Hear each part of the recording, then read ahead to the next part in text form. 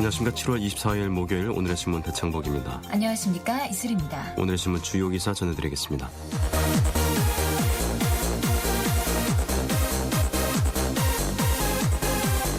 검찰이 지난 5월 25일 유병언 청해진 해운 회장의 은신처이던 전남 순천 송치제 휴게소 인근 별장을 수색할 당시 유 회장이 2층 통나무 벽장 속에 숨어있던 사실을 알아채지 못해 놓친 것으로 드러났습니다. 7월 30일 재보선 격전지 5곳을 여론조사한 결과 여야 후보들의 격차가 좁혀져 판세가 요동칠 조짐입니다. 정부와 여당의 경제 활성화를 위해서 부담이 다소 있더라도 재정 지출을 최대한 늘리는 확장적 경제 정책을 펼치기로 뜻을 모았습니다. 세월호 참사 100일을 하루 앞둔 23일 여야가 세월호 특별법 처리를 위한 협상을 이어갔지만 또다시 이견을 좁히지 못했습니다. 이상 오늘의 주요 뉴스였습니다.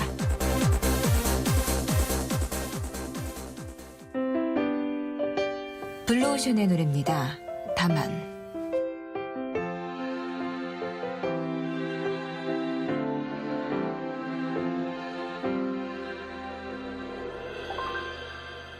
이렇게 널 곁에 두고 아무 말도 못하고 사랑한다고 마음으로 외치고 어떤 것도 너를 위해 약속하지 못하고 그저 멍하니 그 눈만 보아요.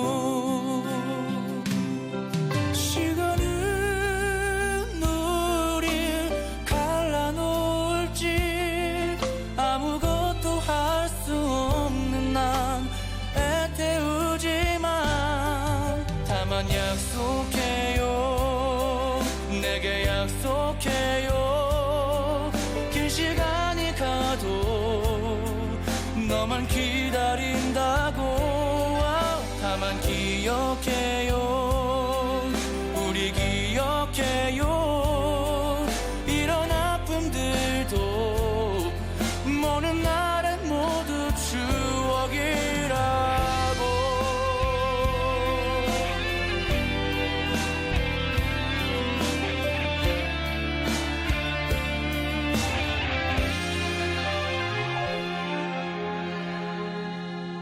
말아요. 울지 말아요. 내 마음이 아파요. 너를 위해서 해줄 게 없어서 당신이면 충분하죠. 더는 필요 없겠죠. 세상 모든 게 내 것만 같겠죠.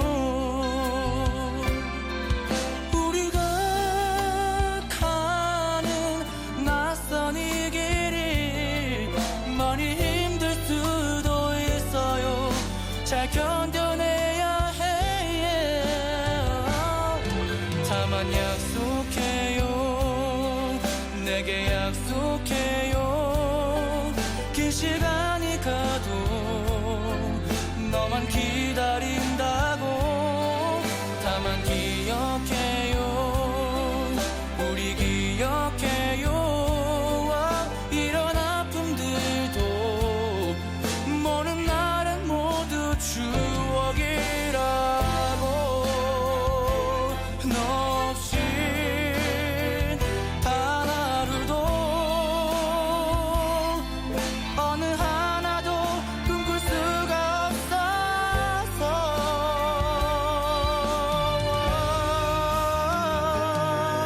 다만 약속해요.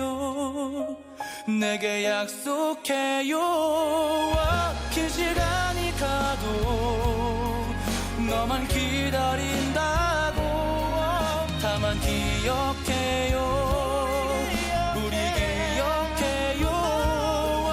이런 아픔들도 모든 날엔 모두 추억이라고.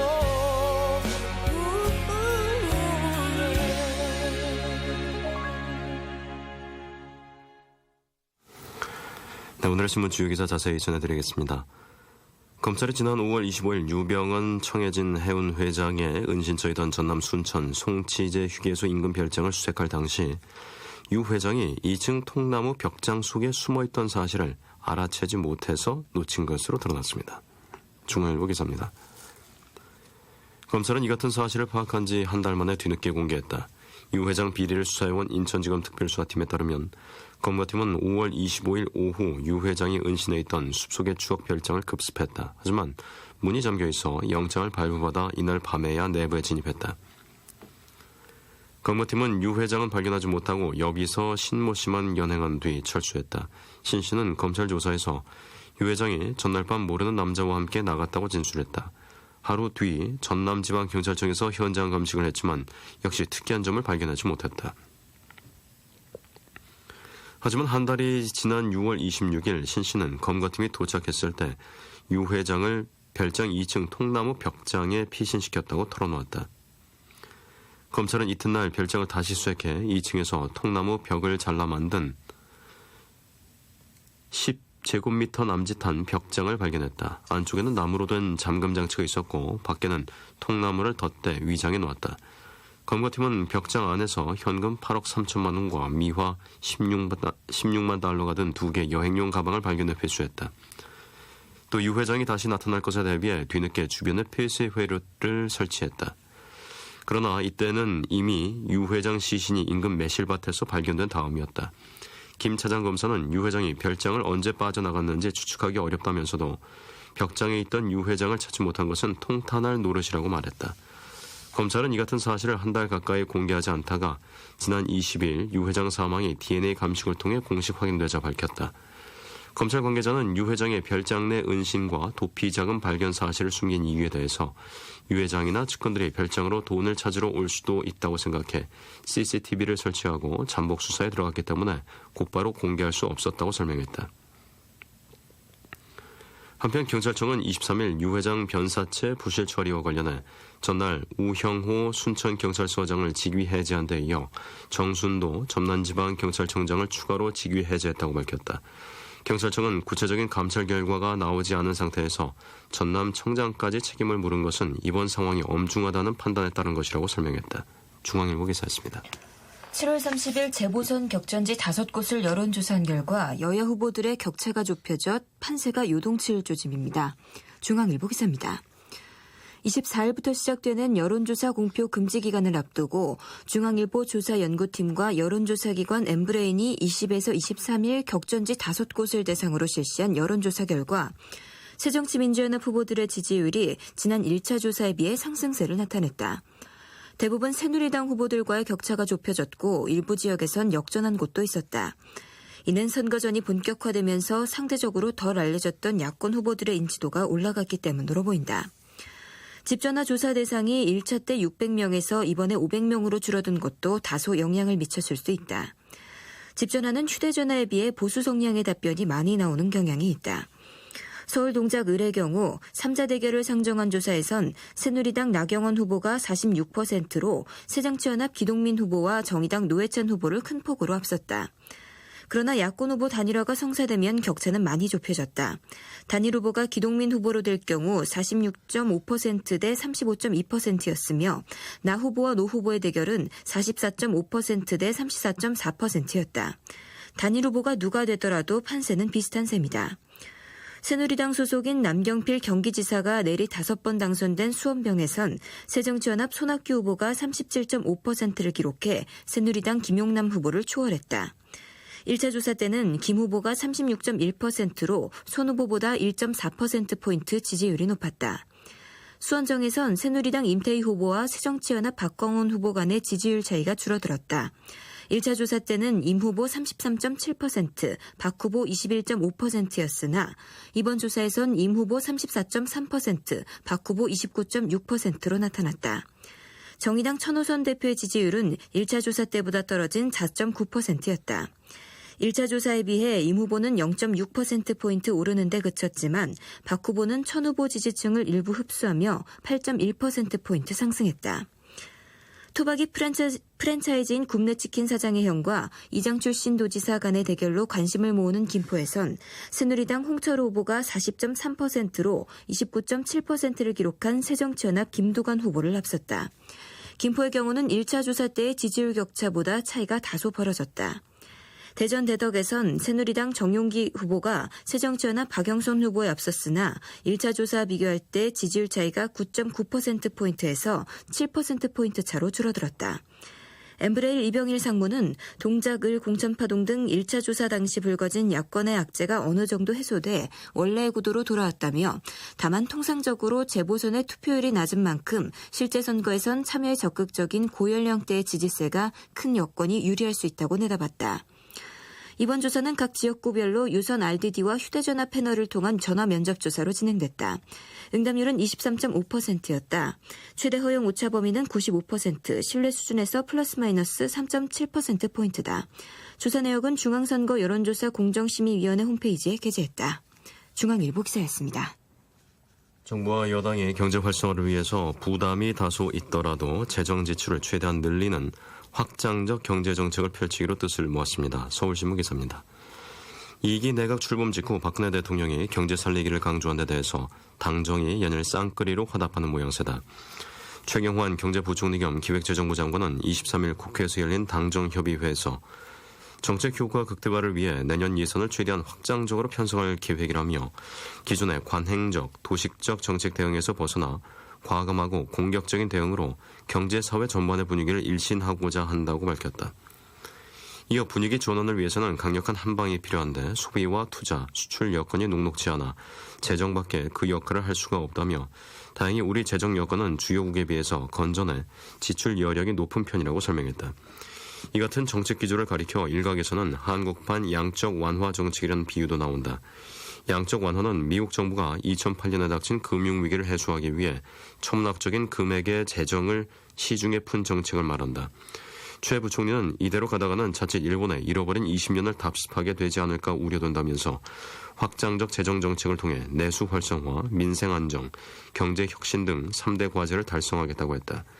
이에 새누리당 이완구 원내대표는 당도 국회에 계류 중인 경제 살리기 법안들이 조속히 통과되도록 노력하겠다고 호응했다. 하지만 비공개 석상에서는 세수 결손 문제를 들어 재정 부담을 우려하는 목소리도 나온 것으로 전해졌다. 올해만 해도 상당 수준의 세수 결손이 예상되는데 앞으로 재정 확대가 가능하겠느냐는 것이다. 당정은 올 하반기에는 추경 없이 기금 지출을 추경에 준하는 수준으로 확대하는 데도 뜻을 모은 것으로 알려졌다. 기업의 과도한 사내 유보금 문제는 페널티가 아니라 인센티브를 주는 방식으로 지출을 유도하는 방안이 논의됐다. 최 부총리는 이날 논의를 반영한 새 경제정책 방향을 24일 발표한다. 서울신문이었습니다. 세월호 참사 100일을 하루 앞둔 23일 여야가 세월호 특별법 처리를 위한 협상을 이어갔지만 또다시 이견을 좁히지 못했습니다. 한겨레신문 기사입니다. 여야 원내대표로부터 협상 전권을 위임받은 새누리당 주호영 정책위의장, 홍일표 의원과 새정치연합 우윤근 정책위의장 전해철 의원은 이날 협상을 이어갔지만 핵심 쟁점인 특별위원회 수사권 부여 문제를 두고 합의점을 못 찾았다. 새누리당이 진상조사위에 수사권을 부여할 시 사법체계가 흔들린다고 완강히 반대하고 있는 가운데 새정치연합은 한발 물러선 절충안을 제시하며 특별법 처리를 촉구했다. 새정치연합이 내민 절충안은 진상조사위에 제한적 수사권을 가진 특검을 참여시키고 해당 특검이 추후 후속 조사를 진행하는 것으로 알려졌다. 특검 활동 기간도 기존 최대 90일을 6개월로 늘리자고 제안했다. 새누리당은 여전히 부정적인 입장이지만 세월호 유가족들의 단식 농성 등의 부담을 느끼고 있어 절충안을 받아들일지 주목된다. 또 이날 협상에서는 진상조사위의 인적 구성에 대해서도 이견을 좁힌 것으로 알려졌다. 여야는 여당 추천 5명, 야당 추천 5명, 중립단체 인사 4명, 세월호 유족 추천 3명이 참여하는 진상조사위 구성을 두고 논의를 이어갔다. 진상조사위의 인적 구성은 조사의 중립성을 담보할 수 있는 잣대로 그동안 여야가 대립해온 쟁점이었다. 여야가 여의도에서 협상 테이블에 마주 앉은 시각 박영선 원내대표를 비롯해 새정치연합 의원들은 세월호 유가족들이 나선 1박 2일 특별법 촉구 대행진에 함께하며 새누리당을 압박했다. 박영선 원내대표는 유족들이 국회와 광화문에서 목숨을 건 단식으로 진실규명을 호소하고 있다. 백리행진은 국민에게 약속된 땅 그리고 안전한 대한민국을 향한 첫걸음이 될 것이라며 특별법 제정에 대한 지지를 호소했다. 한겨레신문 기사였습니다. 김정원의 노래 듣겠습니다. 당신의 창을 엽니다.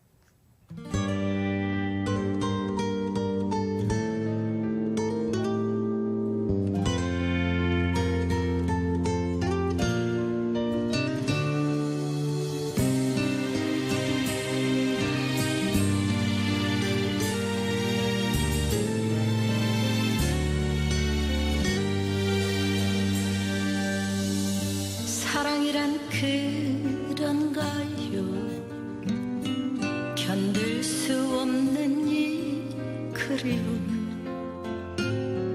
당신이 너무 보고 싶어.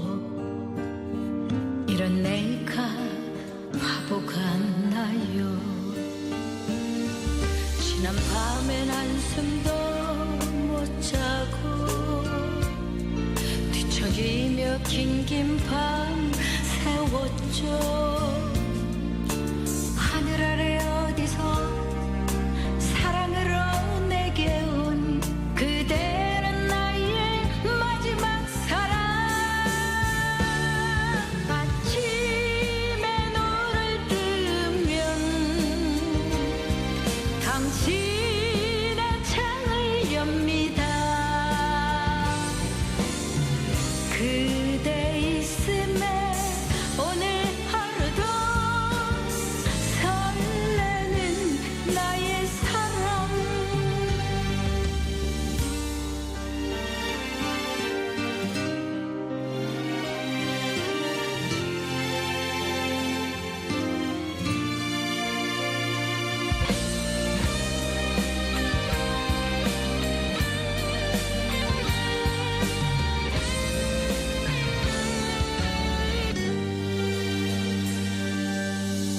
사랑이란 그런가요?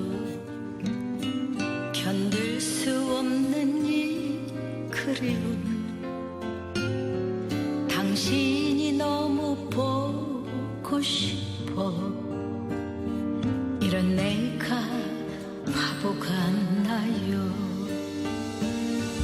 지난 밤엔 한숨도 못 자고 뒤척이며 긴긴 밤 세웠죠. 하늘 아래 어디서 사랑으로 내게 온 그대는 나의 마지막 사랑. 아침에 눈을 뜨면 당신의 창을 엽니다. 그대 있음에 오늘 하루도 설레는 나의 사랑. 그대 있음에 오늘 하루도 설레는 나의 사랑.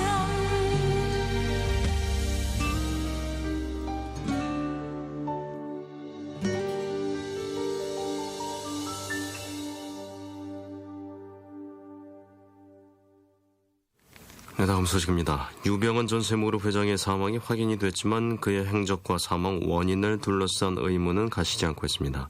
한국일보 기사입니다. 23일 유 씨의 시신 발견 직후 찍은 체증 사진을 본 전문가들은 유 씨가 자연사했을 가능성이 높다고 판단하고 있다. 사진 속 유 씨 시신은 축 늘어져 자는 듯하고 보찜을 건 막대기가 머리 위쪽 땅에 꽂혀 있으며 벗어놓은 신발의 뒷굽은 꺾여 있다. 이에 대해 유 씨가 별장 숲속의 추억에서 함께 은신 중이던 아이프레스 직원 신모 씨 등과 헤어진 후 황망히 혼자 도주하다가 주변이 봉쇄되자 자연사한 것 아니냐는 추측이 나오고 있다. 시신이 발견된 매실밭은 별장에서 약 2.5km 떨어져 있다.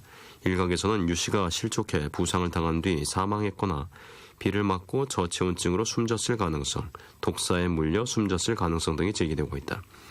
하지만 타살 가능성도 여전히 제기되고 있다. 웅크리지도 않고 하늘을 보고 반드시 누운 자세로 발견된 데 대해서 이미 죽은 유 씨를 누군가 다리를 들어 옮긴 것 같다는 추정이 나오고 있다. 유 씨 시신에 대한 동물 검사를 진행 중인 국립과학수사연구원은 이르면 24일 사인을 발표할 예정이다. 국과수는 유 씨 시신을 부검해 목졸림 자국이나 흉기 사용 흔적, 장기 상태 등을 살폈으나 시신이 이미 많이 부패한 상태여서 명확한 사인을 밝히지 못한 것으로 전해졌다. 거액을 가방에 넣고 다닌 것으로 알려진 유 씨 곁에 현금이 없었던 이유는 어느 정도 해소됐다. 지난달 27일 검찰이 별장을 재수색했을 때 현금 8억 3천만 원이 담긴 가방을 발견했다는 인천지검의 발표를 보면 유 씨가 다급히 도피하며 미처 현금을 챙기지 못한 것으로 추정된다. 한국일보였습니다. 유병헌 전 세무그룹 회장의 사망 사건을 수사 중인 경찰이 23일 유 전 회장이 숨어 있었던 순천 별장과 시신 발견 현장 등에 대해 대대적인 재수색을 벌였습니다. 경향신문 기사입니다. 유 전 회장 사체 발견에 대한 부실 수사가 여론의 도마에 오르자 뒤늦게 죽음의 단서를 찾으려는 것이다. 유병헌 변사 사건 수사본부를 설치한 경찰은 이날 오후 순천 송치제 휴게소 식당, 숲속의 추억 별장, 구원파 순천 수련원인 야망 수련원 등 세 곳에 대한 압수수색을 벌였다. 특히 지난 5월 25일 검찰이 별장을 급습했을 당시 유 전 회장이 숨은 것으로 밝혀진 2층 통나무벽에 있는 비밀방에 대해 집중 수색을 진행했다. 경찰은 당시 정밀한 수색이 이루어지지 않았을 것으로 보고 비밀방에 관련 자료가 더 있는지 등 유 전 회장이 남겼을 흔적을 찾는 데 주력했다. 수사본부는 앞서 오전에는 경찰특공대와 기동대 등 모두 180명의 경찰력과 수색견 2마리를 동원해 유 전 회장이 1차 은신했던 송치제 인근 야망 수련원부터 사체 발견 장소인 학구리 사이에서 유류품 발견을 위한 정밀 수색을 했다. 경찰은 송치제부터 사체 발견 장소 간 2.5km의 동선에서 쇠꼬챙이로 일일이 풀숲을 헤쳐가며 수색 작업을 벌였다. 경찰은 유 전 회장의 시신 부패 상태나 사망 시점 등에 대한 의혹이 증폭되고 있는 점을 감안해 현장에서 최대한 증거 보강 작업을 벌일 계획이다. 경찰은 특히 유 전 회장이 타살 흔적이 없다는 당초 방침과 달리 타살 가능성도 열어놓고 있는 것으로 전해졌다. 40일 전에 시신이 발견된 현장의 잡초가 누렇게 죽어있는 상태라는 점이 사망 시점에 대한 논란을 낳고 있기 때문이다. 유 전 회장 시신이 발견됐을 당시 도피자금 등 현금이 전혀 없는 점과 평소 사용하던 안경을 비롯해 휴대전화와 지갑 등이 발견되지 않은 점 등이 타살 의혹의 근거로 거론돼 경찰이 풀어야 할 숙제로 보인다. 국립과학수사연구원은 25일 오전 유 전 회장의 사망 원인 감식 결과를 발표할 예정이다. 경찰청 관계자는 23일 국과수에서 진행 중인 유 전 회장의 사체 감정 최종 결과는 25일 오전 10시에 나올 예정이라고 말했다.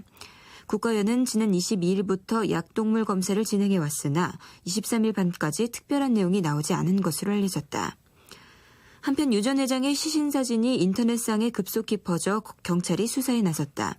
서울지방경찰청 사이버수사대는 수사 기록 가운데 하나인 유 전 회장 시신 사진이 23일 카카오톡 등을 통해 널리 유포된 사실을 확인해 경위를 수사하고 있다고 밝혔다.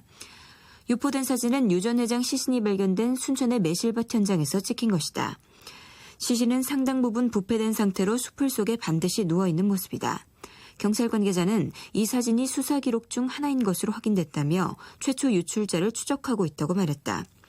수사 기록이 시중에 유포된 것으로 확인됨에 따라 미숙한 초동 수사와 허술한 수사로 지탄을 받고 있는 검찰과 경찰이 수사 기록 관리조차 제대로 하지 못했다는 지적이 일고 있다.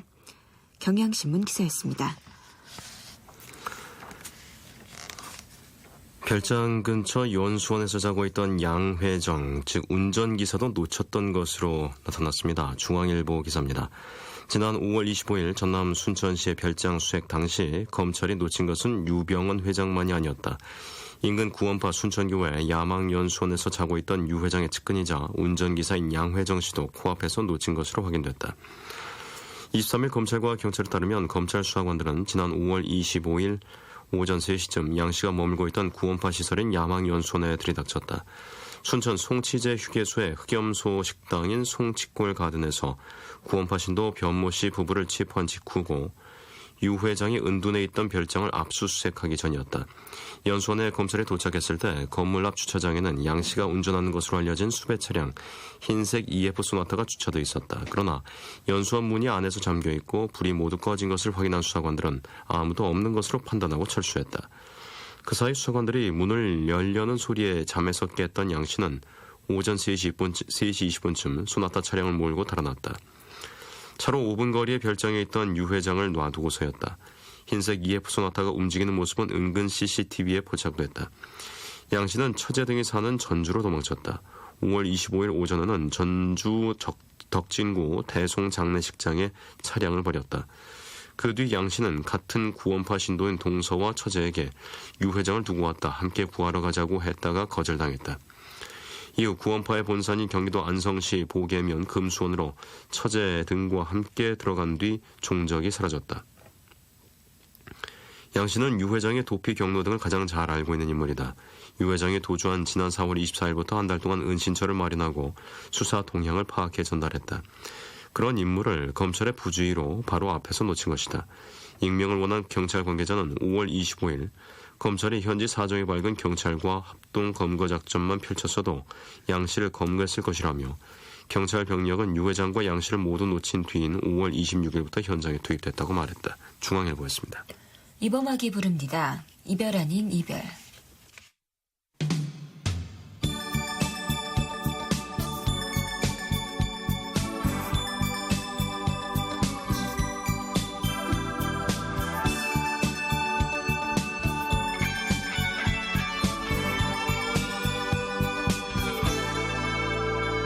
이제 떠나가는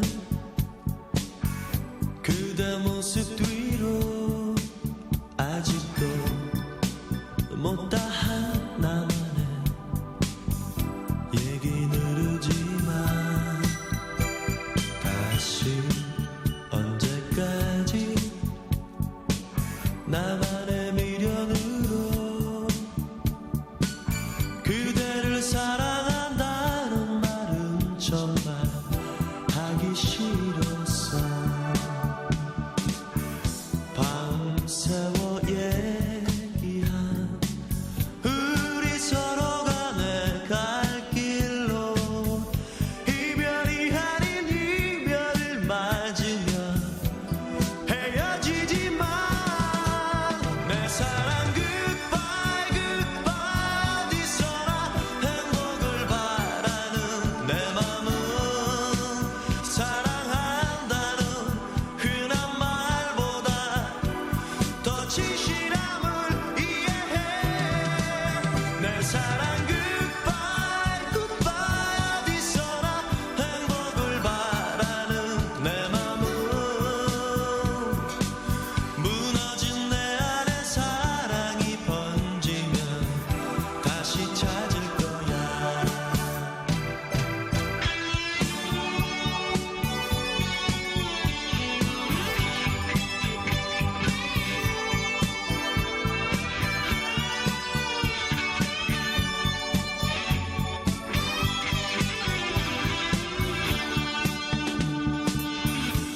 밤새워 얘기한 우리 서로 간의 갈 길로 이별이 아닌 이별을 맞으면 헤어지지만 내 사랑 goodbye goodbye 어디서나 행복을 바라는 내 맘은 사랑한다는 흔한 말보다 더 진실함을 이해해.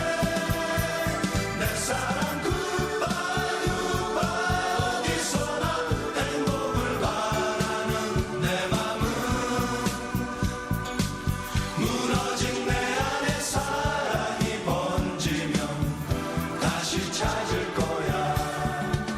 내 사랑 goodbye goodbye 어디서나 행복을 바라는 내 맘은 사랑한다는 흔한 말보다 더 진실함을 이해해. 내 사랑 goodbye goodbye 어디서나 행복을 바라는 내 맘은 무너진 내 안에 다음 소식입니다. 검찰과 경찰의 부실 수사 행태가 속속 드러나면서 책임자 처벌론이 급부상하고 있습니다. 세계일보 기사입니다. 검찰은 경찰이 유병헌 청해진 해운 회장 변사체를 발견하기 열흘 전쯤 이미 숲속에 유 회장이 홀로 버려졌다는 정보를 확보했지만 무시했고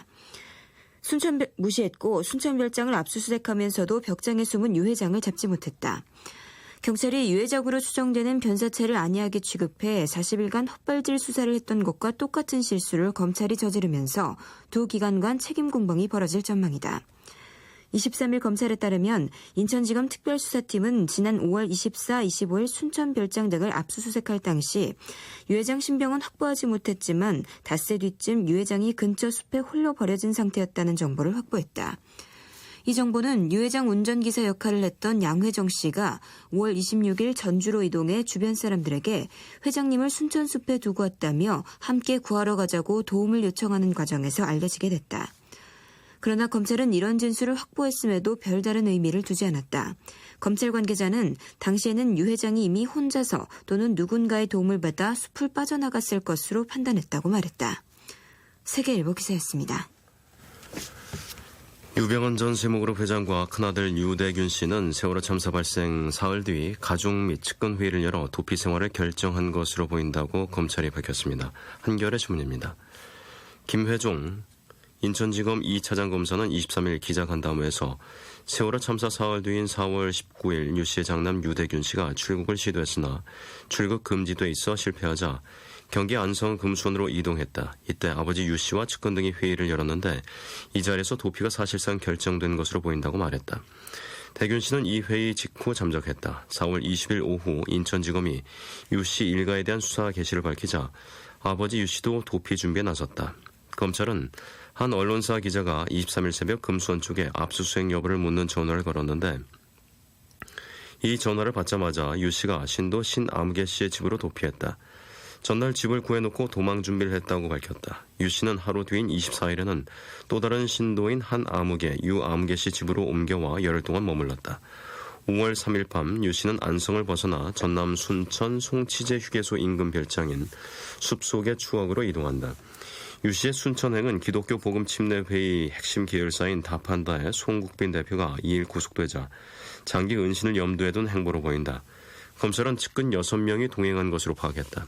유 씨는 송치제 별장으로 이동한 뒤 현금 2억 5천만 원을 주고 휴게소 식당 주인 명의로 임야와 임야 속 주택을 구입하기도 했다. 다음 도피 수순을 염두에 둔 행보로 읽힌다. 유 씨가 송치제 별장에 머무는 사이 검경은 한창 수사에 속도를 냈다. 검찰은 유 씨의 출석을 공개적으로 통보하고 유 씨가 영장실질심사에 불응하자 구속영장을 발부받았다. 금수원 신도들과의 신경전 끝에 금수원 압수수색을 진행하기도 했다. 24일 밤 유 씨의 순천행에 동행했던 측근 추아무개 씨가 검찰에 붙잡히면서 포위망에 좁혀졌다. 결국 25일 오후 검찰은 유 씨가 송치제 별장에 있다는 진술을 확보하고 압수수색에 나섰다. 유 씨를 보조하며 함께 머물던 신도 신아무개 씨는 이를 눈치채고 유 씨를 2층 통나무 벽 속으로 숨겼다. 검경은 압수수색을 하고도 유 씨를 발견하지 못한 채 철수했다. 18일 뒤인 6월 12일 유 씨는 송치제 별장에서 직선거리 2.8km 떨어진 매실밭에서 죽은 채 발견됐다. 도피 자금이 담긴 가방을 그대로 놔둔 사실로 미루어 유 씨는 5월 25일 압수수색 직후 송치제 별장을 나온 것으로 추정될 뿐 그 이후 행적은 미궁 속에 남아있다. 이미 세상을 등진 유 씨는 아무런 말이 없고 검경은 18일 동안의 행적을 확인해야 하는 숙제를 안게 됐다. 하지만 유 씨 검거에 목을 메운 검찰로서는 유 씨 죽음 자체가 아직도 믿기지 않는 분위기다. 이날 인천지검 기자간담회에서 주검이 유 씨가 아닐 가능성이 만에 하나라도 있다면 이라는 기자 질문에 김회종 2차장 검사는 그렇기를 기대한다고 답했다. 한겨레 신문이었습니다. 유병헌 전 세무그룹 회장의 사망 소식에 기독교 복음 침례회 주요 거점인 경기 안성시 금수원은 23일 드나드는 신도들이 거의 없을 만큼 극도로 위축된 분위기였습니다. 그런 가운데 유 씨의 죽음이 구원파의 향후 활동에 결정적인 영향을 미칠 것이란 관측이 흘러나오고 있습니다. 서울신문 기사입니다. 유 씨가 구원파의 최고 구심점 역할을 해왔던 만큼 핵심 지도자를 상실한 상태에서 와해되거나 교세가 크게 기울 것이란 전망이 우세하다. 유 씨는 구원파를 창설한 권신찬 목사 사망 이후 구원파의 절대적인 지도자로 군림해왔다. 따라서 유 씨의 죽음 이후 구원파는 당장 새 지도체제를 구축하려 들겠지만 여의치 않아 보인다. 유 씨가 후계자로 점찍었던 차남 혁기 씨가 해외로 도주한 상황에서 유 씨의 부자 후계는 사실상 무산된 것이나 다름없다. 구원파가 일단 집단체제를 갖출 것으로 예상되지만 교회 안팎에서 유 씨가 차지했던 위상과 영향력은 기대하기 힘든 상황이다. 따라서 유 씨가 직간접적으로 관여한 것으로 알려진 수십 개의 사업체도 구원파와 같이 쇠락할 가능성이 높다고 봐야 한다. 그러나 일각에선 구원파가 독특한 교리를 갖추고 신자를 관리해온 특별한 종교 집단이란 측면에서 유 씨의 죽음에 별로 영향을 받지 않을 것이라는 관측도 있다. 신도들은 그분 오는 거기까지이고 우리는 그를 하나님으로 믿은 게 아니다. 우리는 우리다라며 구원파의 신앙활동은 계속될 것이라는 입장을 밝혔다. 구원파가 오는 26일 금수원에서 신도 만여 명이 모인 가운데 열 예정인 수양회는 유씨 사후 구원파의 향방을 가르는 단초가 될 전망이다. 유씨를 대체할 새 구신점을 찾을 수 있을 것인지 무주공산의 급속한 붕괴로 치달을 것인지 주목된다. 서울신문 기자였습니다. 노래 듣겠습니다. 유연숙의 오갈까.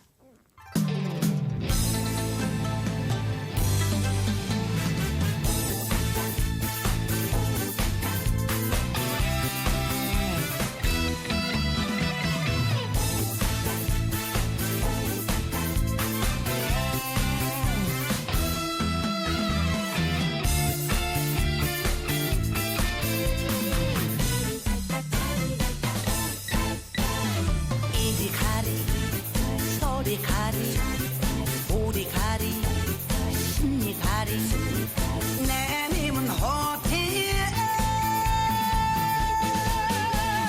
산 넘어 저가는 기쁜데 시골길 기차가 온다면 고향께 큰힘이 온다면 그 사람 찾아가려면 주소가 없네 반지가 없네 청춘도 갈까 청춘도 갈까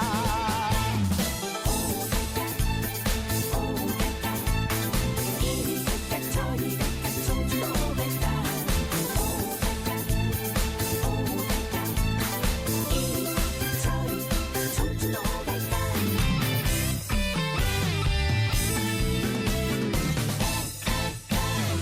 이리 갈까 저리 갈까 심리 갈까 백리 갈까 내 님은 어디에 산 넘어 저가는 기쁜데 시골길 기차가 온다면 고향께 큰힘이 온다면 그 사람 찾아가려면 주소가 없네 반지가 없네 청춘도 갈까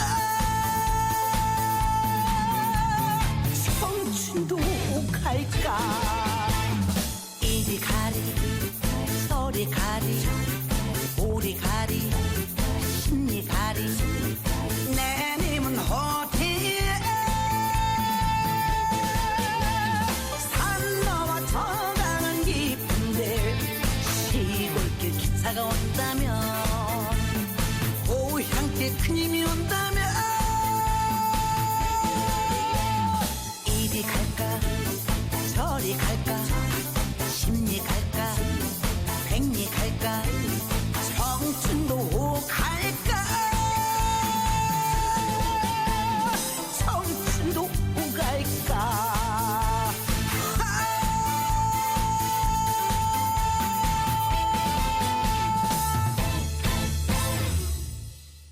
네, 다음은 기상청 연결해서 날씨 알아보겠습니다. 윤지수 씨 전해주세요. 네, 오늘도 중부지방을 중심으로 장마비는 계속해서 내리고 있고 남부지방의 폭염 현상도 계속되고 있습니다. 인천과 경기도 부천 지역에 내려졌던 호우주의보는 10시 30분을 기해 풀렸는데요. 여전히 장마전선의 영향을 받기 때문에 오늘도 서울과 경기도, 강원도 지역을 중심으로 비가 내리고 있습니다. 오후에는 소강 상태에 들 때도 있겠지만 오늘 중부지방은 비 예상되고 있고 남부지방도 낮부터 늦은 오후 사이에는 가끔 비가 내리겠습니다. 이 점 참고하시기 바랍니다. 오늘 하루 예상 강우량은 강원 영동 지방을 제외하고 대부분 5에서 40mm가량이 되겠습니다. 한편 내일과 모레도 전국적인 비 소식이 있는데 10호 태풍 마트모가 24시간 이내 열대 저압부로 약화될 것으로 보이는데요. 이 저압부에서 공급되는 수증기로 인해서 장마전선이 활성화되겠습니다. 따라서 내일과 모레 사이에도 전국적인 비 소식에 다소 많은 비를 예상하고 있습니다. 경기 북부 지역, 강원 영서 북부 지역은 내일 하루 30에서 80mm, 많은 곳은 100mm 이상이고 서울과 경기 남부, 강원 영서 남부 지역도 20에서 60mm, 충청 이남 지방과 강원 영동 지방은 5에서 40mm입니다. 이 점 꼭 기억해 두시기 바랍니다. 폭염 현상도 남부 지방을 중심으로 지속되고 있습니다. 하동과 사천, 남해 등도 폭염주의보로 확대됐고요. 오늘도 경상 남북도 지역이 상당히 더울 것으로 보입니다. 대구, 포항, 울산은 34도 안팎까지 오르겠고 강릉 32도, 부산 31도, 대전, 광주, 제주는 30도, 서울과 춘천의 낮 최고 기온은 28도가 되겠습니다. 지금 서울의 기온은 20.3도고요. 오늘 내린 비는 서울에 지금 36mm를 기록하고 있습니다. 날씨 정보입니다. 이어서 자세한 철도 교통 상황 알아보겠습니다. 쿠레일 교통센터의 주인경 씨, 안녕하세요. 네, 안녕하세요. 오늘은 비 소식과 함께 주말을 가까이 하면서 열차 이용객이 꾸준히 증가할 것으로 짐작이 됩니다. 이런 가운데 대부분의 구간들은 어제와 거의 비슷한 예매를 보이고 있습니다. 먼저 하행선 열차 중 경부선과 호남선, 전라선과 중앙선, 경춘선의 아이텍스 청춘 열차에 예매율이 조금 높고요. 특히 이 중에 서울역에서 출발하는 경부선은 하루 열차 이용객이 가장 많은 노선답게 오후 5시 30분 이전에 배차된 몇 편의 열차에는 좌석 구하시기가 힘겹습니다. 그리고 용산역에서 출발하는 호남선과 전라선, 경춘선의 아이텍스 청춘 열차는 출발 가까이 한 오전 10시에서 오후 12시 사이에 배차된 각각 한두 편의 열차에 예매가 많이 됐습니다. 하지만 이 구간들 모두 전반적으로는 자리 구하시기 아직은 여유가 있고 청량역에서 출발하는 태백선과 중앙선은 이후 준비된 대부분의 열차에 아직은 100석 이상씩 좌석이 남아 있습니다. 오늘 지방에서 올라오는 열차는 하행선보다는 예매율이 조금 더 낮습니다. 이 시간 현재 대부분의 열차에는 이후 준비된 열차에 좌석 구하시기 여유가 있고요. 경부선과 호남선에 오후 1시에서 4시 때 배차된 일부 열차를 제외하고는 200석 정도씩의 여유 있는 자리로 좌석 예매가 전반적으로 수월합니다. 그리고 오늘 운행하는 열차는 주중 운임 할인제가 적용이 돼서 매주 금요일서부터 일요일까지 그리고 또 공휴일에 운행하는 열차보다는 한결 경제적인 열차 이용이 가능합니다. 지금까지 코레일 교통정보였습니다. 김영부입니다. 사랑할까요?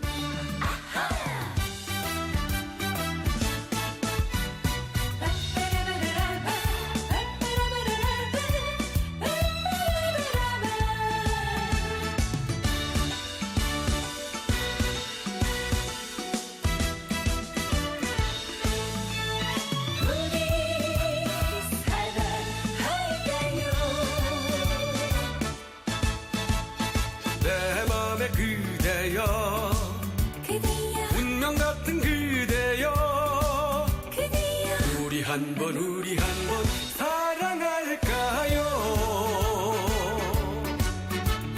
세상 내 근심 걱정 다 던져버리고 아무도 몰래 숨어볼까요 꽃 피우지 못할 사랑 나는야 싫어 아름다운 우리 인생꽃 활짝 피울 거야 사랑의 불꽃 반짝이는 눈 마주쳐요 사랑의 열정 가득 채워 잔 부딪혀요 별빛 쏟아지는 아름다운 이 밤 우리 사랑할까요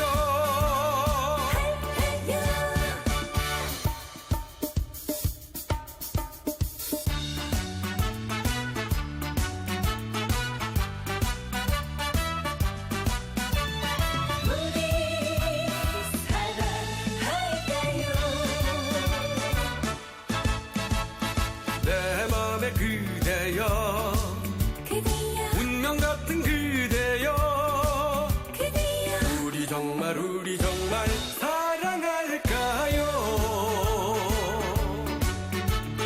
지나간 추억일랑 다 묻어버리고 아무도 몰래 숨어볼까요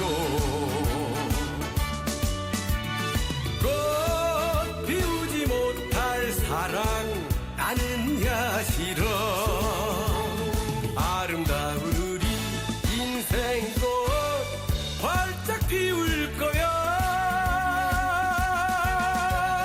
사랑의 불꽃 반짝이는 눈 마주쳐요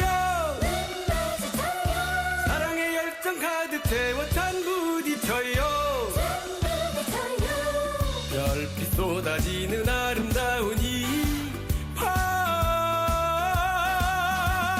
우리 사랑할까요 우리 사랑할까요 할까요. 다음 소식입니다. 서울 동작을 보궐선거에 나선 새정치민주연합 기동민 정의당 노회찬 후보는 23일 단일화 협상을 위해 만났지만 결론을 내지 못했습니다. 동아일보 기사입니다.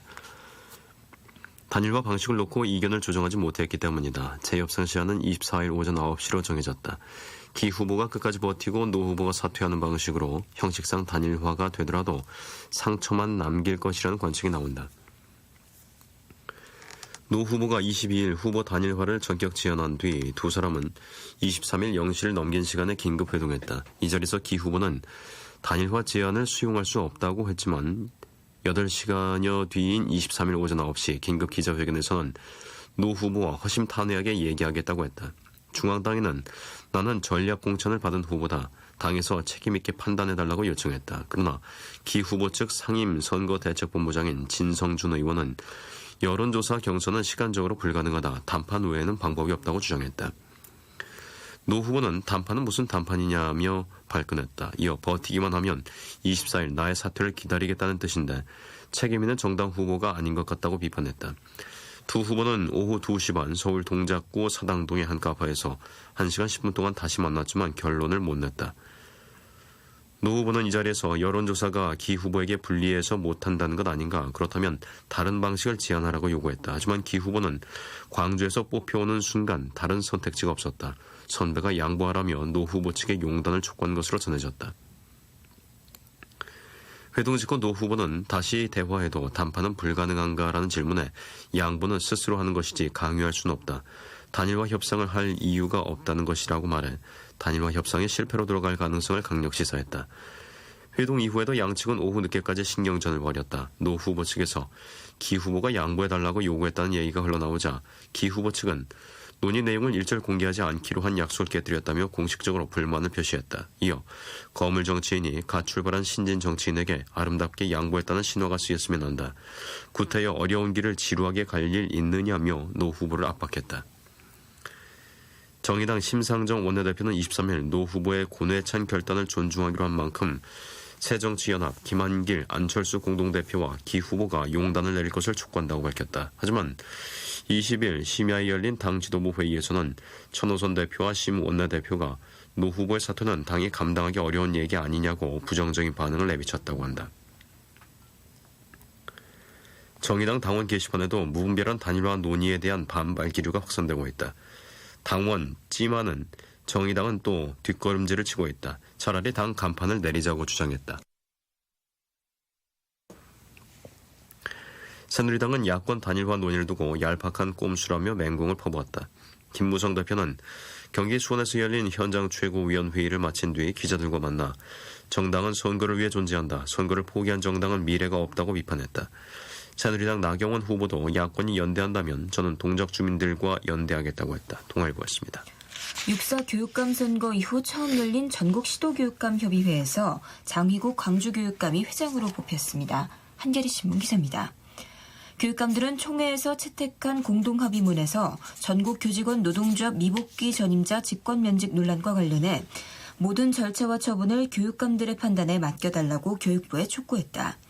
교육감들은 세월호 특별법 제정 요구도 합의문에 담았다. 전국 17개 시도교육감들은 23일 오후 서울 양재동 덕케이호텔 서울에서 첫 임시총회를 열어 임기 2년의 새 회장으로 장교육감을 추대 선출했다. 부회장으로는 진보성향 조희연 서울교육감과 보수성향 김봉만 울산교육감이 나란히 뽑혔다. 감가는 중도 보수성향의 설동호 대전교육감이 맡게 됐다.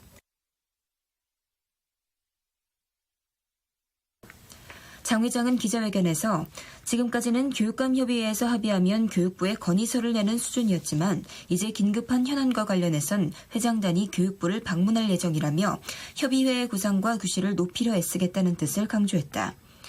법의 노조화로 촉발된 전교조 미복귀 전임자 직권면직 논란과 관련해 교육감들은 17개 시도교육청 모두 전교조 전임자들에 대한 복직명령을 내렸다며 교육부가 전임자 복직명령 이후의 모든 절차와 처분에 관해 교육감들의 판단에 맡겨놓을 것을 촉구한다고 밝혔다. 교육감들이 진보와 보수 성향으로 나뉘긴 하지만 이 문제로 교육 현장이 혼란에 빠지지 않도록 원만한 해결이 필요하다는 데에는 뜻을 모은 것으로 풀이된다. 장 회장은 교육부가 8월 1일을 직권면직 시한으로 정했는데 앞으로 남은 기간 정치권과 국회에서 적극적으로 중재에 나서주기를 촉구한다고 말했다. 국회에서 여당과 야당이 세월호 특별법 제정 문제를 매듭짓지 못하고 있는 가운데 교육감들은 세월호 특별법 제정을 한 목소리로 촉구했다. 교육감들은 국회는 세월호 참사의 진실규명, 희생자에 대한 예우와 법적 지원을 내용으로 하는 최선의 입법적 노력을 기울여줄 것을 촉구한다고 밝혔다. 한겨레 신문 기사였습니다. 세월호 참사 희생자, 실종자, 생존자 가족대책위원회와 일반인 희생자 유가족대책위원회가 세월호 특별법 제정을 촉구하며 경기 안산에서 서울 광장까지 51km 구간에 걸쳐 1박 2일 도보 행진에 나섰습니다. 경향신문 기사입니다. 유가족 등 300여 명은 23일 오전 9시 30분 경기 안산시 초지동 정부 합동 분향소를 출발했다. 희생자 304명의 영정 현수막을 단 버스가 앞서고 대통령님 진상규명 약속을 지켜주세요. 진상규명 안전사회를 위한 특별법 제정하라 등이 적힌 현수막이 뒤를 이었다. 유가족들은 단원고등학교 10개 반별로 진실을 밝히는 특별법 제정 어떻게 잊을 수 있나요라고 적힌 노란 깃발을 들고 뒤따랐다. 박영선 새정치민주연합 원내대표 등 야당 의원과 시민사회단체 회원들도 가족과 함께 걸었다. 행렬이 지나는 곳마다 시민들이 거리로 나와 힘내세요, 응원합니다라고 외치며 유가족들을 격려했다. 경향신문이었습니다. 김민정의 기차응연가 전해드리면서 저희는 잠시 후 11시에 다시 찾아뵙겠습니다.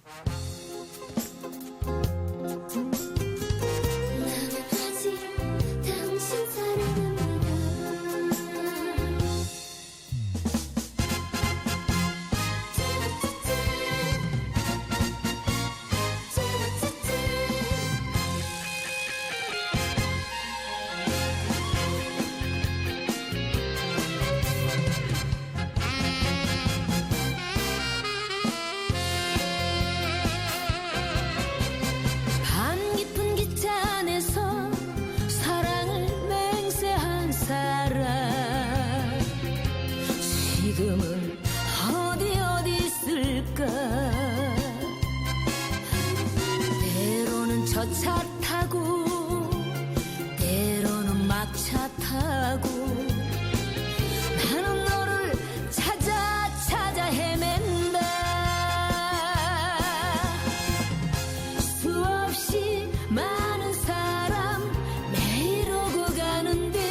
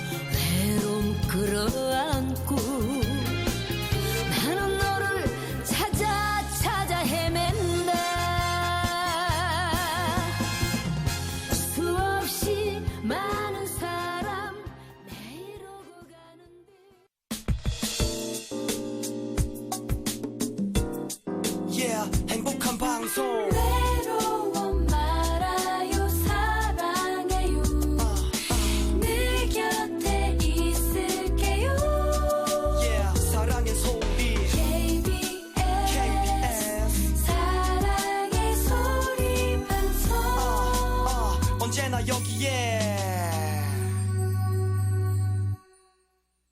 KBS 제3라디오 오늘의 신문 함께하고 계십니다. 국제면 기사 전해드리겠습니다. 23일 저녁 58명을 태운 대만의 소형 여객기가 악천후 속에서 대만 서해안 외곽의 작은 섬에 무리한 착륙을 시도하다가 민가와 충돌한 뒤 동체에 불이 붙어 50여 명에 가까운 탑승자가 사망했습니다. 한국일보입니다.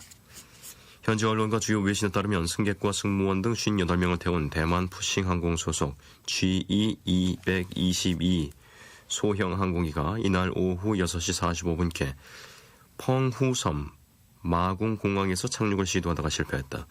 활주로를 벗어난 여객기는 민가 두 채와 충돌하면서 화재가 발생했고 곧바로 동체 전체로 화염이 번진 것으로 전해졌다. 대만 영자 온라인 뉴스 타이완 뉴스는 예광시 교통부 장관을 인용 58명 탑승자 가운데 47명이 숨지고 11명만 구출됐다고 전했다. 사고 장소는 한국인 관광객이 많이 찾지 않는 곳으로 한국인 탑승 여부는 현재 확인이 되지 않고 있다. 당시 사고 지역은 대만 전역을 강타한 제10호 태풍 마트모 영향으로 기상 상황이 극도로 나빴던 것으로 확인됐다. 타이완 뉴스는 이 여객기 리량 기장이 악천후에도 불구하고 무리한 착륙을 시도했다고 전했다. 당초 이 비행기는 대만 제2도시 카오슝에서 오후 4시에 이륙할 예정이었으나 태풍 때문에 출발이 1시간 40분이나 지연됐으며 목적지인 마궁 공항 상공에서도 기상 상황 때문에 착륙이 지체됐다. 대만 교통부 민용항공국도 오후 5시 35분께 도착할 예정이던 비행기가 현지 사정이 여의치 않아 장시간 회항했다고 설명했다. 상황이 이런데도 리 기장은 1차 착륙에 실패한 뒤 관제탑에 2차 착륙을 시도하겠다고 알린 뒤 실제로 기술을 낮췄다. 현지 언론은 2차 착륙 시도 직후 관제탑과 항공기 연락이 끊겼으며 곧이어 공항 인근 민가 두 채와 기체가 충돌해 화염에 휩싸이는 장면이 목격됐다고 전했다. 한국일보였습니다. 말레이시아 항공 MH17편 격추 사건에 대해 미국 정부 당국이 러시아의 직접 책임보다 우크라이나 칠러 반군의 실수 쪽에 무게를 뒀습니다. 서울신문 기사입니다. 여기에 러시아 제재 수위를 두고 유럽연합 EU의 내분 조심도 나타나고 있다. 22일 가디언 등은 미국 정부 당국이 추락 사고를 발생시킨 조건들을 만들어낸 책임과 관련해 러시아를 비판하면서도 직접적인 책임에 대한 비판은 줄였다고 보도했다. 미 정부 당국은 사건 발생 이후 처음으로 가진 언론 브리핑에서 격추 무기는 북후 미사일이 맞다고 밝혔다. 정부 당국 관계자는 이에 대한 정황 증거로 북후 미사일을 도입한 덕분에 적기를 떨어뜨렸다고 자랑하던 반군의 소셜미디어 포스팅이 민항기라는 사실을 뒤늦게 알고 난 뒤 다 사라졌다는 점을 들었다. 또 미사일의 궤적을 봤을 때 발사 지점은 러시아 국경 인접 지역인 우크라이나 스니즈네일 것으로 추정했다. 정부 당국은 그러나 러시아군 관계자들의 직접 개입 증거는 내놓지 못했다. 대신 현재까지 가장 그럴듯한 설명은 훈련을 부실하게 받은 이들이 발사했다는 것이라는 분석을 내놨다. 이는 러시아가 우크라이나 동부 쪽에 북후 미사일을 배치하고 사고가 발생한 뒤 몰래 빼돌렸다는 월스트리트 저널의 초기 보도를 부인한 것이고 지난 20일 CNN에 출연한 존 케리 미 국무장관이 러시아의 직접적인 책임을 거론한 데서 한 걸음 물러선 것이다. 그럼에도 러시아의 간접 책임은 계속 강조했다. 각종 자료를 제시하며 러시아가 지속적으로 반군을 훈련시켰고 격추 이후에도 러시아 서남부 로스토프에서 반군들을 계속 훈련시키고 있다는 분석도 내놨다. 또 지대공 미사일을 발사한 것은 반군이 아니라 우크라이나 정부군이라는 주장에 대해서는 우크라이나 정부군 병력은 여지껏 땅에서만 싸웠기 때문에 지대공 미사일을 발사한 적이 없다고 부인했다. 러시아는 여전히 책임을 부인했다. 블라디미르 치조프 EU 주재대사는 CNN에 출연해 반군에 대한 적대적 행위가 사태를 악화시켰다고 주장했다. 이 사안을 잘못 다루면 러시아가 큰 타격을 입을 것이라는 의미의 게임 체인저에 대해서도 우크라이나 문제 접근법에 대한 발상을 서구가 바꿔야 한다는 뜻이라고 맞받아쳤다. 한편 격추 책임을 물어 대러시아 제재안을 논의하던 EU는 자중질환에 빠졌다. 애초 영국은 가장 강력한 제재를 주장하며 천연자원과 군수품 거래 때문에 대러시아 제재의 미온적인 이유를 비판했다. 그런데 인디펜던트 등 영국 언론은 정작 영국 정부가 러시아의 미사일 부품 등 무기를 수출했다고 비판했다. 프랑스는 여기에다 영국은 로만 아브라모비치 등 러시아계 자금부터 끊으라는 역습을 얹었다. 그래서인지 이날 벨기에 브뤼셀에서 열린 EU 외무장관 회의에서는 강력한 경제 제재안 대신 이번 사태 관련자에 대한 비자 발급 중단, 자산 동결 조치 등의 소극적인 조치만 합의됐다. 서울신문 기사였습니다. 국제 분쟁 지역 상공에 대한 민항기 비행이 잇따라 금지되고 있습니다. 지정학적 위험이 경제에도 본격 영향을 미치는 형국입니다. 매일경제신문입니다. 미국 연방항공청은 20일 자국 여객기의 텔아비브 벤구리온 국제공항 운항을 24시간 동안 금지한다고 발표했다. 전날 북한을 비롯한 6개 나라 영공 통과를 금지한 데 이어서 이스라엘 노선 운항까지 잠정 중단시킨 것이다. FAA는 벤구리온 공항 인근 지역에서 로켓포 공격이 이뤄짐에 따라 항공사에 이같이 공지했다고 설명했다. 미국 연방항공청 FAA는 현지 상황을 검토해 24시간 안에 추가 지시를 내리겠다고 덧붙였다. 이에 앞서 델타항공과 US 에어웨이, 유나이티드 항공 등 미국 항공사들은 이스라엘행 운항을 전면 취소하거나 중단했다. 델타항공은 승객 273명과 승무원 17명을 싣고 지중해 상공을 비행 중이던 텔아비브행 468편을 파리로 회항시키기도 했다. 유럽 항공안전청 EASA도 FAA에 이어서 유럽 연합 영내 항공사들의 텔아비브 공항으로의 운항을 삼가라고 강력 권고했다. 유럽 주요 항공사인 에어프랑스, KLM 네덜란드 항공, 터키 항공, 알 이탈리아 항공 등이 이스라엘 운항을 잠정 중단했다.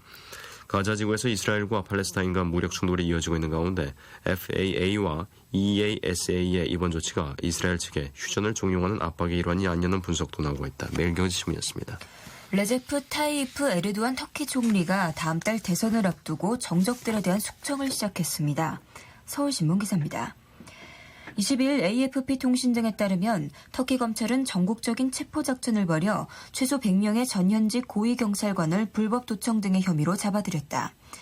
경찰은 115명에 대한 체포영장을 발부받아 검거에 나선 지 하루 만에 이스탄불, 앙카라, 이즈미르 등에서 용의자 대부분을 붙잡았다.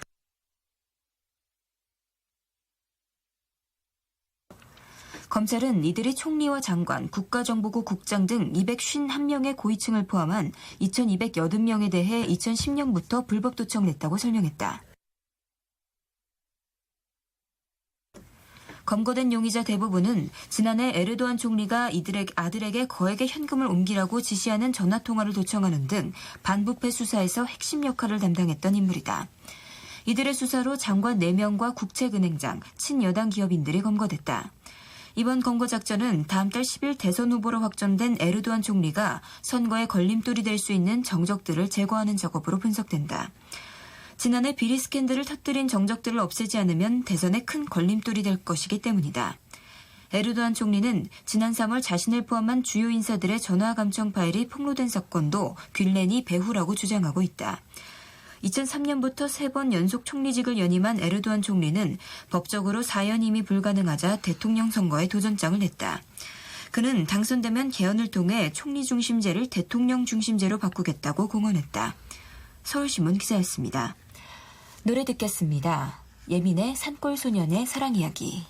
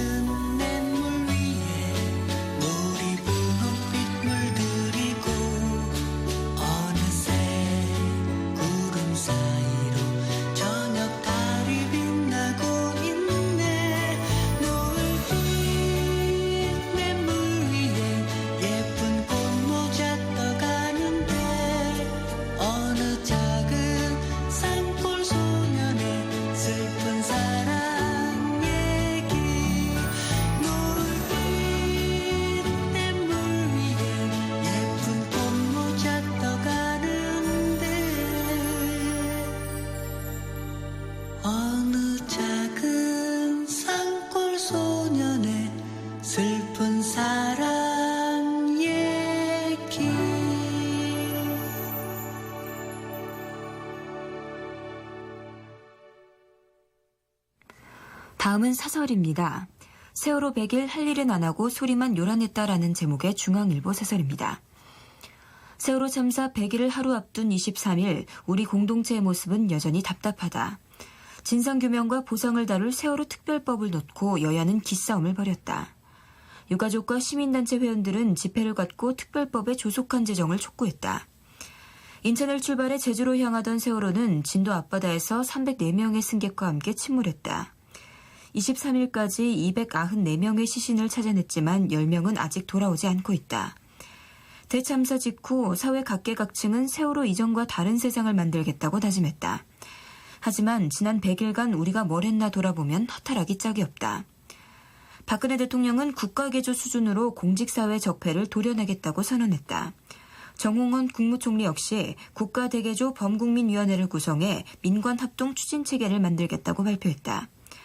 박근혜 정부는 국가개조의 최우선 과제로 관료 민관의 유착, 이른바 관폐의 척결을 꼽았다. 정부는 관료들의 취업 제한 대상 기간을 확대하고 기간을 연장하는 공직자윤리법 개정안을 마련해 국회에 넘겼다. 국가안전처 신설을 포함한 정보조직법 개정안과 공직사회의 부정청탁 금지 등을 위한 김영란법도 국회로 갔다. 그런데 이들 법안 중 단 하나도 여의도 정쟁판에서 빠져나오지 못하고 있다. 사회 전반의 안전불감증 역시 나아지지 않았다. 세월호 참사 2주 뒤에 터진 서울 상황심리 전철 추돌 사고가 대표적인 사례다. 고장난 신호체계를 방치해두고 운행하다가 200여 명의 승객이 부상을 입는 참사를 초래했다. 5월 28일 전남 장성 요양병원에서 일어난 방화 사건 역시 원시적인 인재였다. 비상구를 막아놓고 소화기암을 잠가놓는 등 기본적인 안전수칙도 지키지 않았다. 엊그제 강원도 태백에서 발생한 관광열차 충돌 사고 역시 신호를 보지 않고 운행하다 생긴 어처구니 없는 사고였다. 해상안전대책 역시 지지부진한 상태다. 출항 전 선박 안전 감독 강화, 운항관리자의 직무태반 처벌 등은 본격적으로 이행되지 않고 있다. 참사 100일을 맞아 한 조사업체가 국민 1000명을 설문조사한 결과 10명 중 7명이 세월호 이후 정부에 더 불신을 갖게 됐다고 답했다. 가뜩이나 빈약한 우리 사회의 신뢰 자본이 더 바닥을 드러낸 것이다. 정부는 믿음직한 모습을 보여주지 못했다. 해경과 군의 구조활동은 엉망이었고 청와대와 관계부처는 허둥지둥했으며 검경은 죽은 유병원을 지척에 두고 40여일간 사상 최대의 수색작전을 펴는 코미디를 연출했다. 땅에 떨어진 국가 신뢰도를 높이지 않으면 우리 사회는 유무형의 갈등 비용을 추가로 지불해야 한다. 세월호 침몰은 기억하고 싶지 않은 참사다. 그래도 기억해야 하는 이유는 같은 실패를 되풀이하지 않기 위해서다. 원인을 찾아내 이를 수술하고 교훈을 사회 전반에 전파해 안전의식을 높여야 한다. 대한민국이 좀 더 성숙한 안전사회로 거듭나야 희생이 헛되지 않게 된다. 중앙일보 사설이었습니다. 다음은 자사고 문제 딴 주권은 교육부라는 제목의 경향신문 사설입니다. 육사지방선거에서 진보 성향의 교육감이 대거 당선됐을 때 자율형 사립부는 곧 폐지 절차를 밟을 것으로 예상됐다. 자사고 폐지는 새 교육감들의 대표적 공약이었다. 특히 자사고가 몰려있는 서울의 조희연 교육감은 취임 후 가장 먼저 할 일로 자사고 폐지를 꼽은 바 있다. 이명박 정부의 자사고 정책이 실패했다는 것은 교육계 공통의 인식이었다. 그런데 새 교육감들이 자사고 폐지를 추진하자 엉뚱하게도 교육부에서 막겠다고 나서고 있다. 이해 당사자를 할 수 있는 자사고 교직원과 학부모들은 반발할 수도 있겠지만 교육부가 이러쿵저러쿵 시비를 거는 것은 이해하기도 어렵고 사리에도 맞지 않는다. 현 제도에서 자사고 폐지 권한은 교육감에게 있다. 초중등 교육법 시행령 91조 3의 사항은 교육감이 자사고 지정 목적 달성이 불가능하다고 인정할 경우 지정 취소할 수 있다고 규정하고 있다. 그런데 교육부는 이 법 91조 3의 5항에 지정 취소할 경우 미리 교육부 장관과 협의하여야 한다고 한 규정을 확대 해석해 자신들이 거부권을 갖고 있는 것처럼 주장한다. 협의에 관한 구체적인 절차를 규정하고 있는 훈령에 교육부가 동의하지 않으면 지정 취소할 수 없게 돼 있다는 것이다. 하위 법령이 상위법에 우선할 수 없다는 것은 법의 상식이자 기본이다. 모법에 협의로 돼 있는 것을 훈령에서 사실상 합의로 둔갑시키면 법 체계는 엉망이 된다. 법률은 국회에서 의결해야 효력이 발생하지만 훈령은 정부 부처에서 임의로 제정에 공표하면 그만이다. 훈령을 내세워 상위법 규정을 무력화하려는 의도는 법 체계를 무시하는 발상이다. 서남수 전 교육부 장관은 자사고가 일반고를 슬럼화로 몰아간 주된 요인이라고 지적한 바 있다.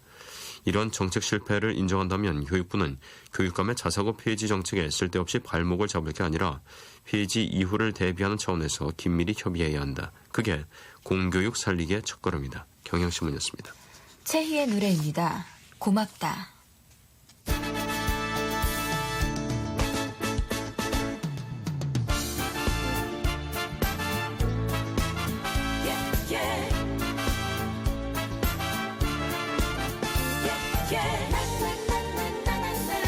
정말 고맙다.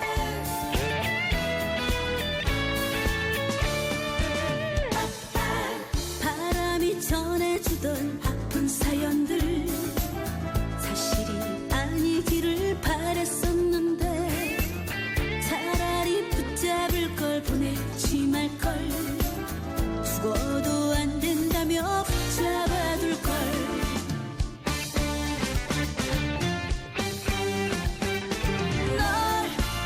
보고도 외면을 했던 나조차 내가 가밉지만 내 가슴은 참을 수 없는 장대비가 내렸다.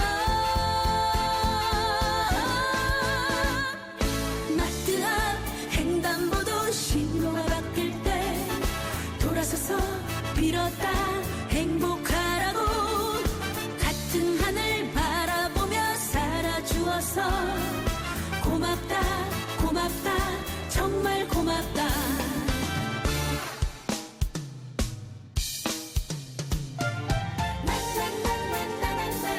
정말 고맙다.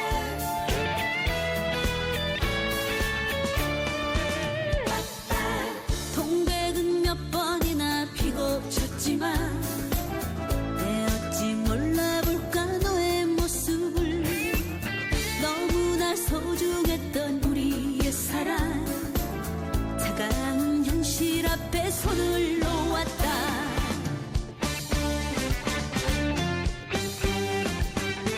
널 보고도 외면을 했던 나조차 내가 가밉지만 내 가슴은 참을 수 없는 장대비가 내렸다. 마트 앞 횡단보도 신호가 바뀔 때 돌아서서 빌었다 행복하라고 같은 하늘 바라보며 살아주어서 고맙다 고맙다 정말 고맙다. 마트 앞 횡단보도 신호가 바뀔 때 돌아서서 빌었다 행복하라고 같은 하늘 바라보며 살아주어서 고맙다 고맙다 정말 고맙다. 같은 하늘 바라보며 살아주어서 고맙다 고맙다 정말 고맙다.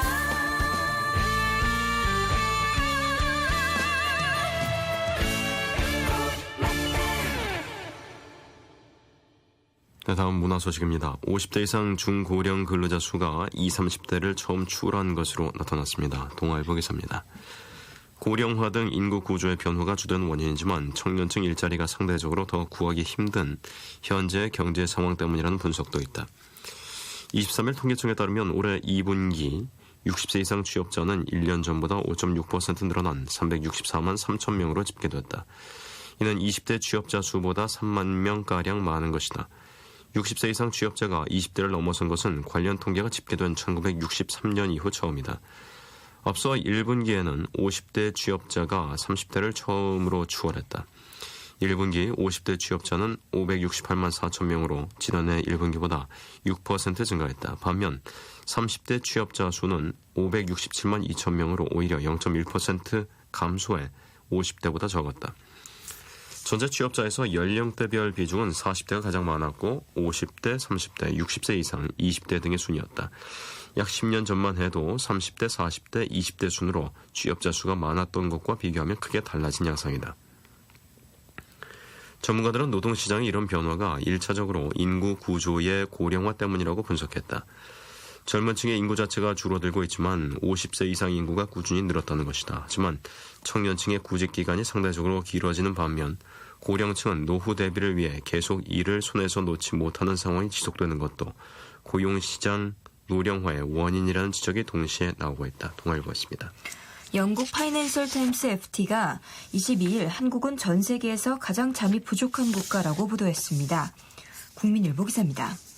경제협력개발기구 OECD 통계를 인용해 2012년 기준으로 한국에는 일평균 7시간 49분을 자는 것으로 나타났다며 18개 조사 국가 가운데 꼴찌라고 전했다.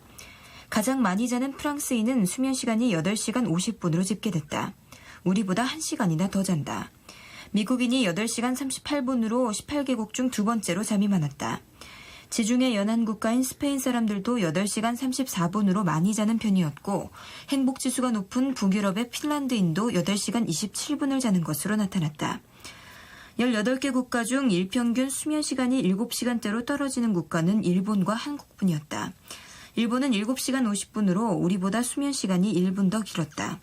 FT는 한국 사람들이 왜 이렇게 안 자는지에 대해서는 여러 요인이 있겠지만 긴 근무 시간이 한몫할 것이라고 지적했다.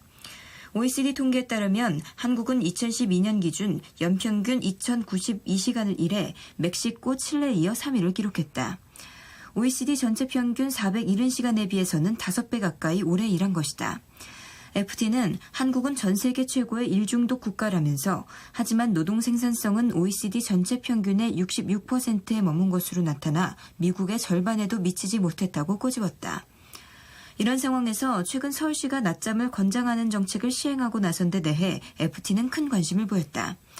짧은 낮잠은 피로를 덜고 건강 유지에도 도움이 될 것이라면서도 한국의 근로문화상 낮잠을 허락할 상사가 얼마나 있을지는 미지수라고 우려했다. 국민일보 기사였습니다. 유진의 노래 듣겠습니다. 미숙이.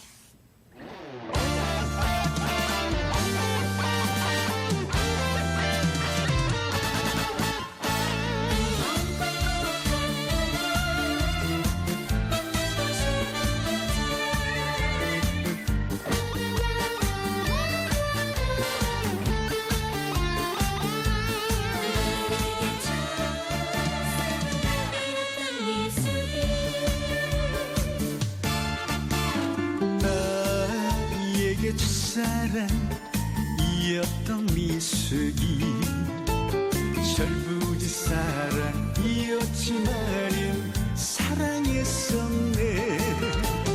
세월에 스치는 추억의 영상이 아직도 내 가슴에 남아있는데 그래 지금은 한 남자의 아내가 되어 있겠지. 아이들의 엄마가 되어 있겠지. 하지만 꼭 한 번만 만나고 싶은 여자 어쩌면 잊었겠지 내 이름까지. 나에게 첫사랑이었던 미숙이.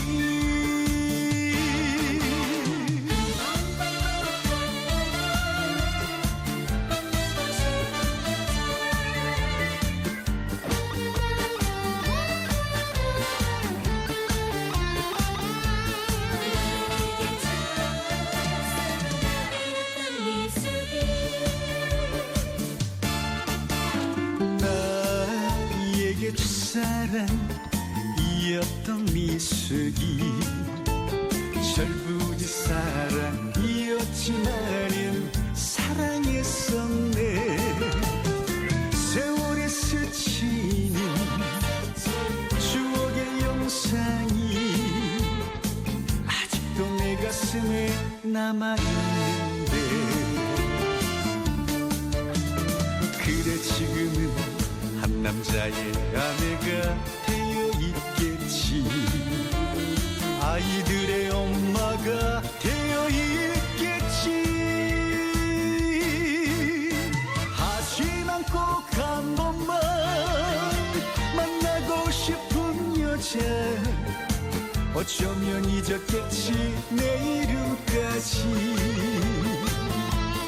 나에게 첫사랑이었던 미숙이 하지만 꼭 한 번만 만나고 싶은 여자 어쩌면 잊었겠지 내 이름까지 나에게 첫사랑이었던 미숙이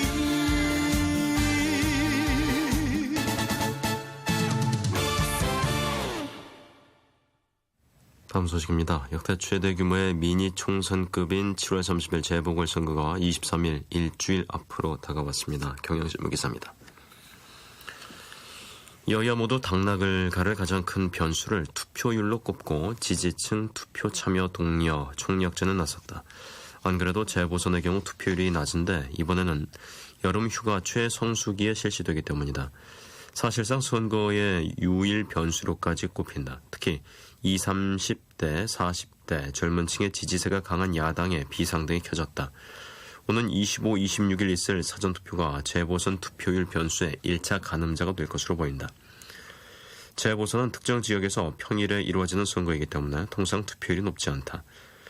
지난해 10월 재보선 평균 투표율은 33.5%였다. 이때 처음 도입된 사전투표 투표율은 5.45%였다. 더구나 이번 재보선은 여름 휴가 기간과 겹치면서 투표율 전망이 더욱 어둡다. 최성수기를 맞은 여름 휴가 출발 직전 이루어지는 사전투표가 다른 때보다 중요해진 이유다. 새누리당 김무성 대표는 지난 20일 울산 남구 박맹우 후보 지원 유세 발언을 하며 여론조사에서 3배 이상 이기는 것으로 나오지만 보궐선거 투표율이 30%밖에 안 된다. 지지자가 얼마나 투표장에 나오느냐가 승패를 좌우한다면서 지지층의 투표 참여를 호소했다. 새정치민주연합은 더 절박하게 사전투표 참여를 독려하고 있다. 여름 휴가 수요가 큰 젊은층 투표율을 겨냥한 것이다.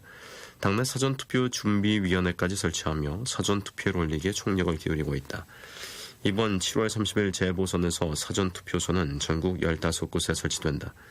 사전투표소가 설치된 지역이면 어디서나 투표가 가능하다. 경향신문이었습니다. 내년 중학교 신입생부터 소프트웨어가 필수 과목이 됩니다. 서울신문 기사입니다. 초등학생은 2017년, 고등학생은 2018년부터 소프트웨어가 국어, 영어, 수학과 같은 정식 교과목이 된다. 2021년부터는 대학 수학능력시험에 소프트웨어가 등장할 전망이다. 미래창조과학부, 교육부 등 관계부처는 23일 경기 성남시 판교 테크노밸리에서 열린 소프트웨어 중심사회 실현 전략 보고회에서 종합적인 소프트웨어 진흥책을 발표했다. 정부는 올해를 소프트웨어 중심사회 원년으로 선포하고 미래형 창의 인재 양성, 소프트웨어 기반의 새로운 시장 창출, 소프트웨어로 국가 시스템 변혁, 소프트웨어 산업구조 혁신 등의 4가지 원칙을 제시했다. 소프트웨어를 어릴 때부터 쉽게 배울 수 있도록 하기 위해 교육과정을 대폭 바꾼다. 중학교는 당장 내년도 입학생부터 소프트웨어 수업을 의무적으로 이수하도록 하고 초등학교는 내년에 희망학교부터 교육을 실시해 2017년 정식 교과목으로 가르친다. 소프트웨어 산업의 근간인 저작권 보호도 크게 강화된다.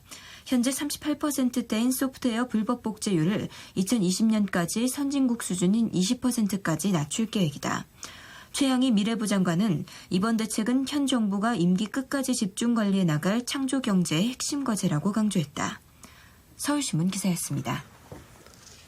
기업이 소득을 독식하고 개인은 쪼들리는 쏠림 현상이 심해지고 있습니다. 매일경제신문입니다. 이를 시정하기 위해 박근혜 2기 경제팀은 가계소득 증대 총력전을 펴기로 했다. 23일 한국은행에 따르면 지난해 우리나라의 국민 총소득 가운데 기업에 해당하는 비금융법인 비중은 22.7%로 미국의 2배 수준에 육박했다. 영국은 12.4%, 미국은 12%, 프랑스는 9.1%, 독일은 12.1%로 우리나라에 비해 절반 가까이 낮은 수준이다. 반면 국민 총소득 GNI 가운데 가계 비중은 61%로 주요 선진국의 73에서 77%에 비해 턱없이 낮았다. 우리나라 전체 소득에서 기업이 차지하는 소득 증가율도 갈수록 빨라지고 있다. 지난해 GNI 가운데 가계 및 비영리 단체 비중은 61.2%로 2012년의 60.8%에 비해서 0.4%포인트가량 늘어나는 데 그쳤다. 하지만 비금융법인의 비중은 이 기간 중 22.1%에서 22.7%로 0.6%포인트 늘어나면서 가계소득 증가율을 압도했다. 경제협력개발기구 OECD 통계에 따르면 2012년 기준 전체 GNI 대비 가계소득 비중은 프랑스 73.5%, 독일 77%, 일본 66.6%, 영국 74.3%, 미국 77.5%로 나타났다. 우리나라에 비해 5에서 16%포인트가량 비중이 높다. 기업에서 번 돈이 가계로 가는 임금 경로가 많이 약해진 셈이다. 처분 가능 소득에서도 이 같은 경향은 극명하게 나타났다.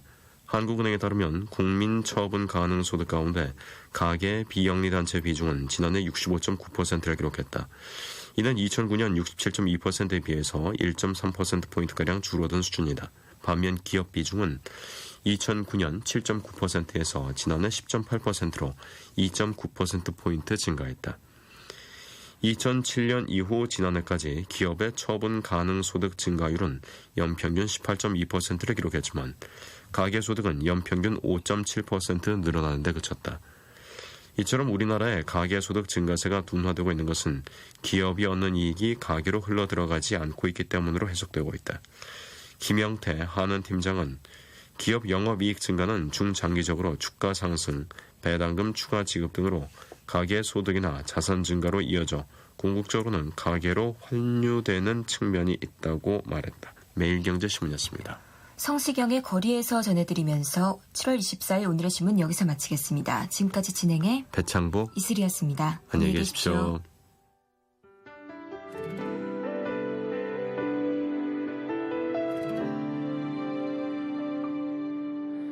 네가 없는 거리에는 내가 할 일이 없어서 마냥 걷다 보면 추억을 가끔 마주치지. 떠오르는 너의 모습, 내 살아나는 그리움 한 번에 참 잊기 힘든 사람이란 걸 또 한 번 느껴지는 하루. 어디쯤에 머무는지 또 어떻게 살아가는지 걷다 보면 누가 말해줄 것 같아. 이 거리가 익숙했던 우리 발걸음이 나란했던 그리운 날들 오늘 밤 나를 찾아온다. 널 그리는 널 부르는 내 하루는 애태워도 마주친 추억이 반가워. 날 부르는 목소리에 돌아보면 텅 빈 거리 어느새 수많은 네 모습만 가득해.